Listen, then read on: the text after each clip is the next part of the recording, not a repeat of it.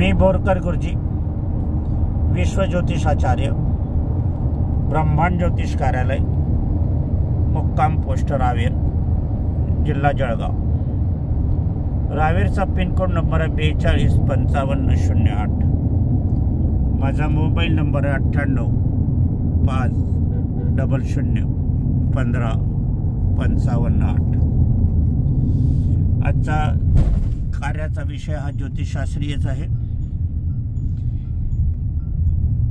कार्य मार्गदर्शन करण्यापूर्वी माझी पत्नी स्वर्गीय सौ निर्मलाबाई बोरकर यांना अभिवादन करूया आणि आजच्या कार्याला सुरुवात करूया। आजचा कार्याचा विषय हा विद्यार्थी वर्गासाठी आहे। फार काळ झाला विद्यार्थी वर्गासाठी आपण आजपर्यंत एकही व्हिडिओ जाहीर झालेला नाही आहे, फार वेळ झाला। विद्यार्थ्यांच्या मागणीनुसार आजचा व्हिडिओ आहे। काहींच्या परीक्षा संपलेल्या आहेत, काहींच्या सुरू आहे, काहींच्या दुसऱ्या वर्गात पण गेलेले आहेत। अभ्यासाच्या योगात, विद्यार्थ्याच्या नशिबात, जन्मकुंडलीच्या माध्यमातून, ग्रहगोलाच्या सान्निध्यातून आपण बघणार आहोत विद्यायोग आणि बुधात्त योग म्हणजे बुद्धियोग। विज्ञानामध्ये फक्त बुद्धीचा वापर केला जातो। विज्ञान हे बुद्धी मानते, परंतु ज्योतिषशास्त्र हे सूक्ष्मशास्त्र आहे। विज्ञानामध्ये अणु सूक्ष्म असला तरी अणुच्या लाखो पट सूक्ष्म असे ग्रहगोलाचे परिणाम ज्योतिषशास्त्रात सांगितले जातात। म्हणून विद्या हा भाग वेगळा आहे आणि बुद्धी हा भाग वेगळा आहे। आज वर्तमान जर आपण बघितलं तर या जगामध्ये सर्वांना बुद्धीचं ज्ञान दिलं जाते आहे।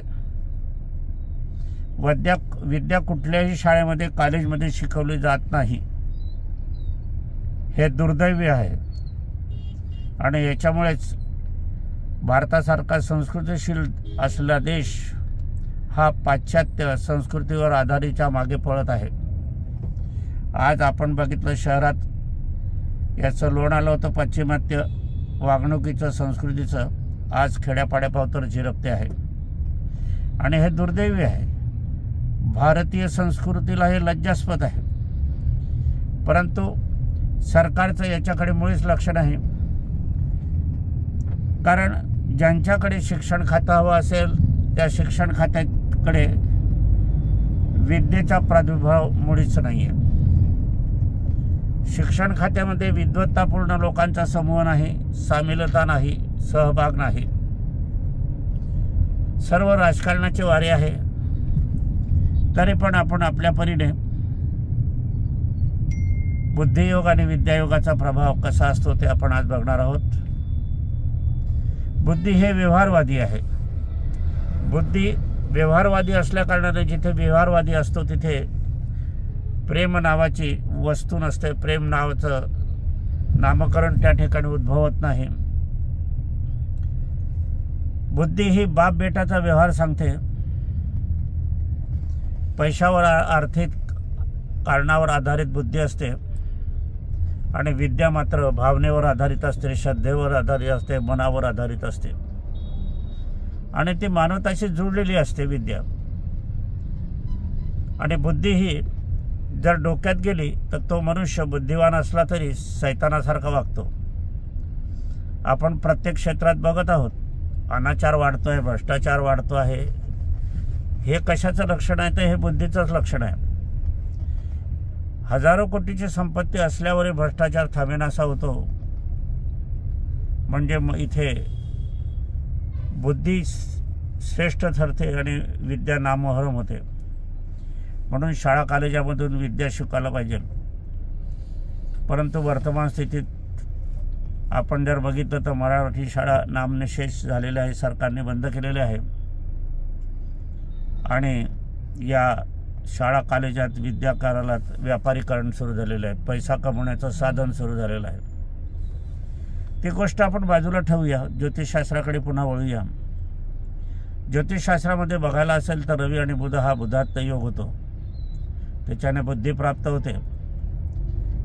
ज्यांच्या कुंडलीमध्ये बुधात योग श्रेष्ठ आहे ते बुद्धिवान असतात, PhD असतात आणि या बुद्धीच्या जोरावर ते यश मिळवतात.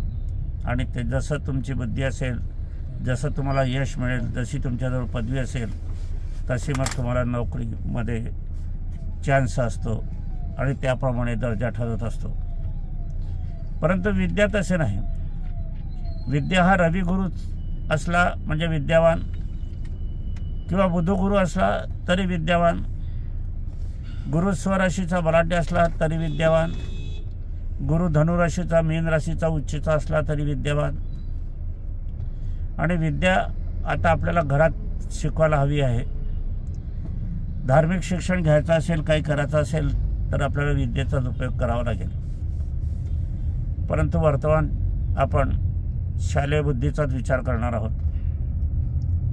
मुले बुद्धिवान असतात, इतरत्र क्षेत्रामध्ये बुद्धी त्यांची चालते, परंतु शालेय क्षेत्रात का चालत नाही?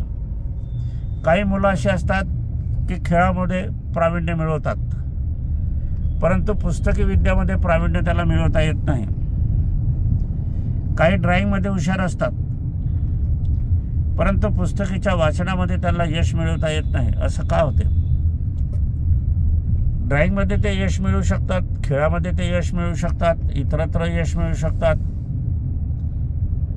मग शालेय अभ्यासक्रमामध्ये त्यांना यश का मिळत नाही? तर ज्योतिषशास्त्राच्या माध्यमातून पंचमादी योग जे असतात ते शालेय अभ्यासक्रमाविषयी आपल्याला सांगितले जातात. पुष्कळसे लोक काय करतात की पंचमस्थान विद्येचं स्थान तेवढ्यापुरतं मर्यादित बघून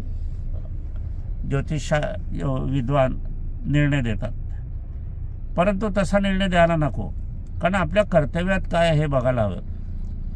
कर्तव्यच पंचमात असला आणि पंचमेच लाभात किंवा भाग्यात असला तर असे मुले फार हुशार असतात आणि यश पण देखील मिळवतात असतात.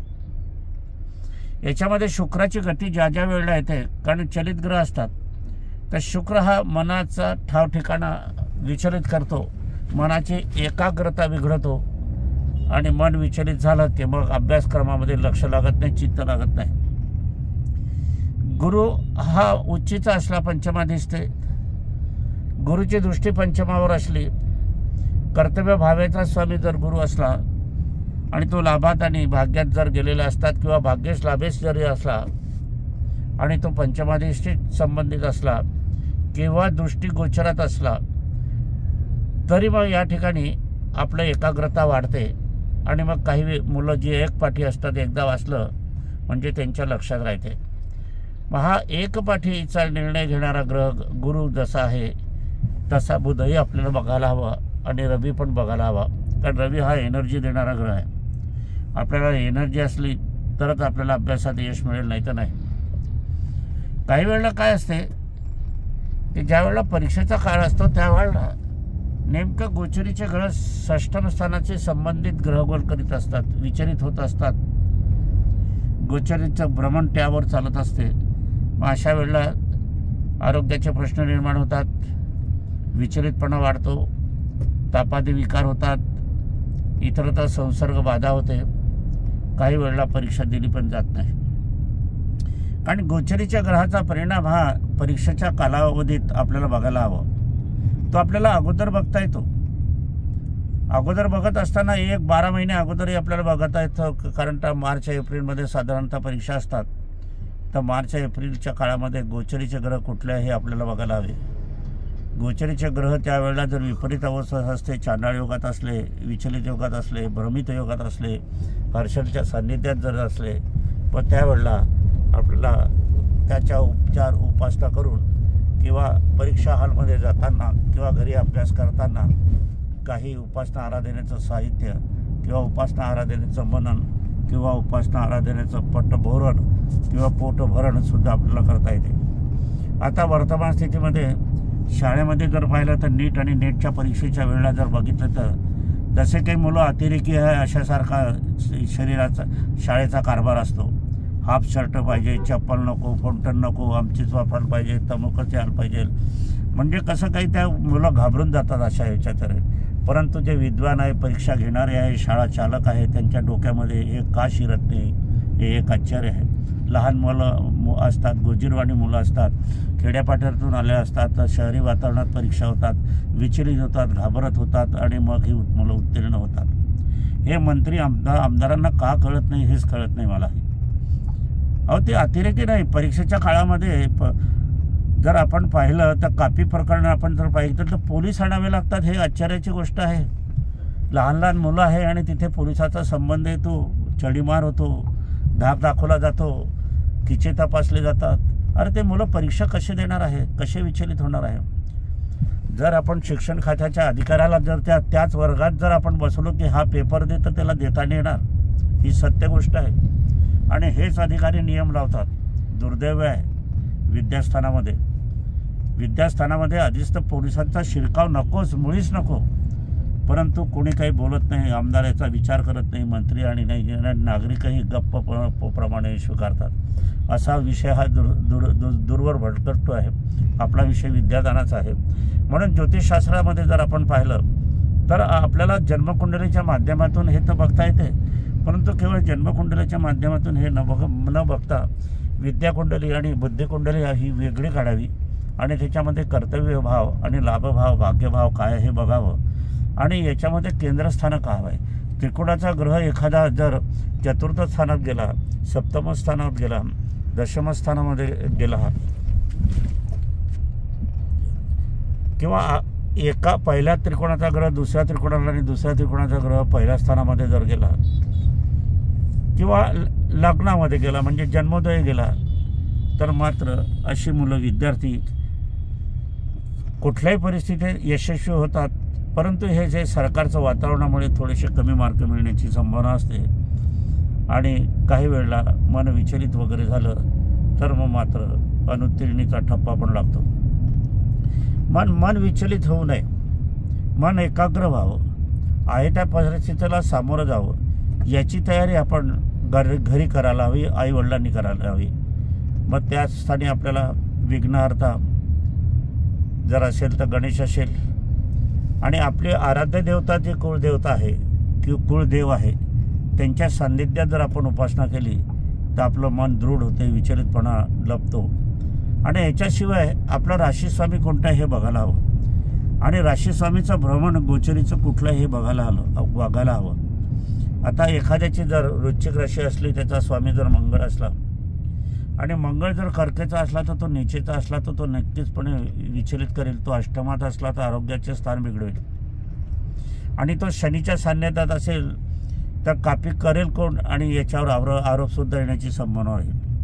कारण राहू केतू एक ग्रहणयोग लावतात, कुठून तरी माणसाला ग्रहण लावण्याचा प्रयत्न करतात, तसे विद्यार्थ्यांनाही लावले जातात.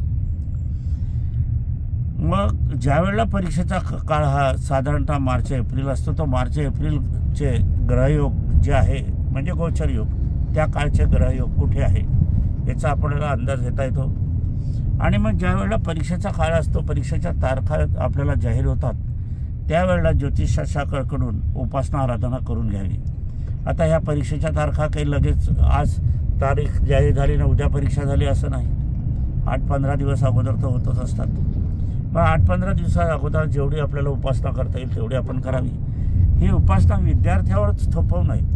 आईने करावी, वडिलांनी करावी, बहिणीने करावी, दुसऱ्या भावाने करावी, इतरांनी करावी तरी चालते, परंतु त्या सान्निध्यात करावी. एखाद्या वेळी पाण्याच्या प्रयोगातून मंत्रतंत्र करून ते पाणी विद्यार्थ्याला, मुलाला परीक्षा जो जातो त्याला देण्यात यावं किंवा आपण जो पोशाख ते घालतात पोशाखामध्ये द्यावं. काही पुस्तकं नेतात, फाउंटनसुद्धा नेला जातो, तर फाउंटनवर सुद्धा आपण अभिमंत्रितपणे आपल्याला करता येत असो, ज्याच्या माध्यमातून तो फाउंटनने तो लेखन कार्य करेल, त्याला स्मरण वाढेल आणि त्याची बुद्धी वाढेल आणि योग्य तो विचार परीक्षेच्या पानावर लिहिला जाईल.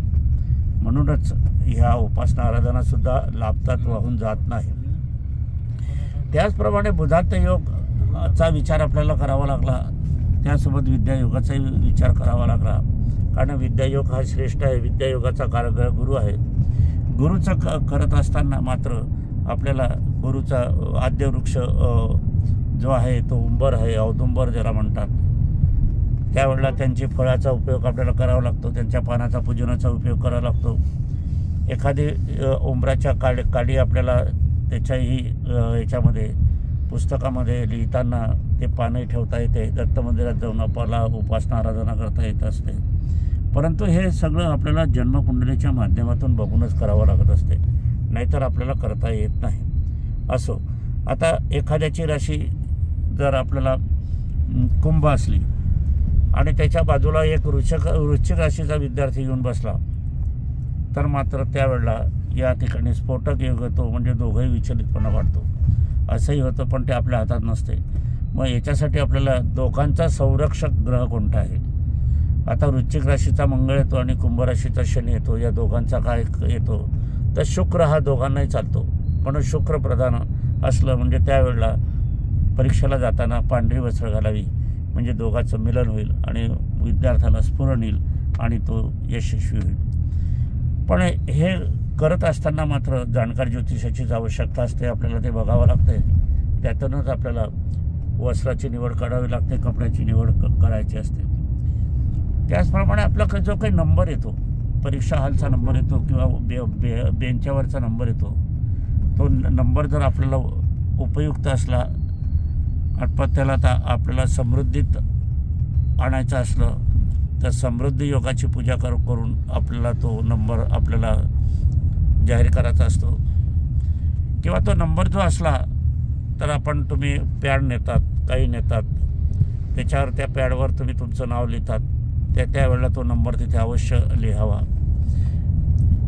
याच्या व्यतिरिक्त आपल्याला काय करता येईल तर आपल्याला फोंटन नेता येतो, सिस पेन्सिल नेता येते, फुलपट्टी नेता येते, कंपास नेता येते, वस्त्र आपल्याला नवीन घालता येतात.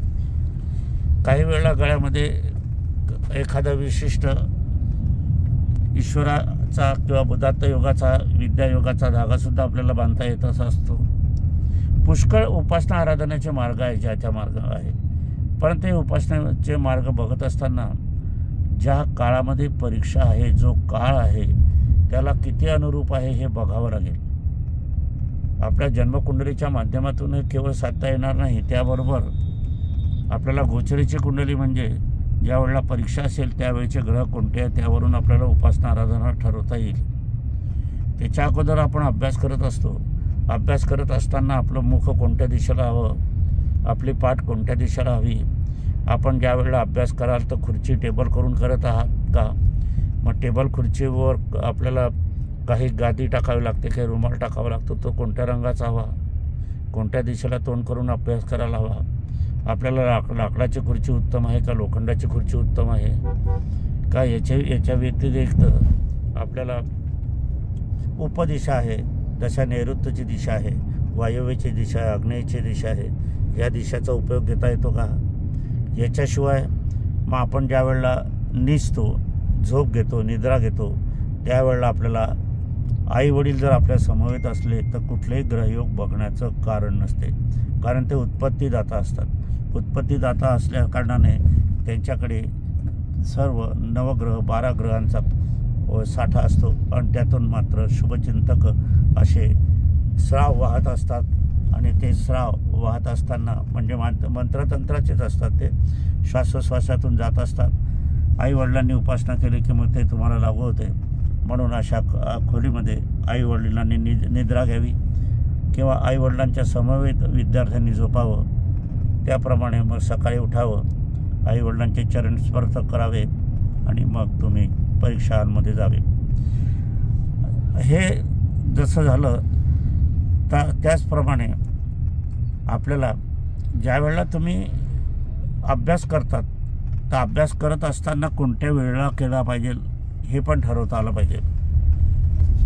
मेष वृश्चिक राशी असली तर त्यांनी सूर्योदय सकाळी 10च्या आत करावा. कुंभ आणि मकर राशी असले तर त्यांनी सूर्यास्ताच्या नंतर रात्री 10च्या आत अभ्यास करावा. अशा वेगवेगळ्या राशीचे नियम आहे आणि वेळा पण ठरलेला आहे, त्याप्रमाणे आपल्याला करायला हवं.